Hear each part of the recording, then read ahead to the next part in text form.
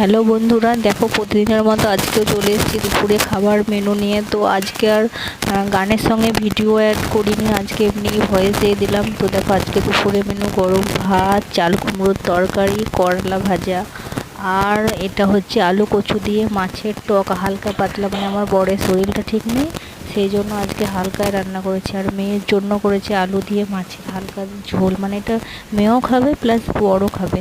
আর এখন মেয়ে স্নান হয়ে গেছে, মেয়ের জন্য খাবার রেডি করছি। এই মেয়েকে এবার খাওয়াবো। মেয়েকে খেতে পুরো 1 ঘন্টা সময় লাগবে। তো তারপরে মেয়েকে খাওয়ানোর পরেই আমরা খাবো। তো দেখো মেয়ের জন্য থালাতে ভাত রেডি করে নিয়ে নিয়েছি, এবার খাওয়াবো। মেয়েকে খাওয়ানো সেরে তারপরে আমরা খাবো। স্নান টান করে রেডি হয়ে গেছি, এবার মেয়েকে খাওয়াতেই বসবো। চলো টাটা।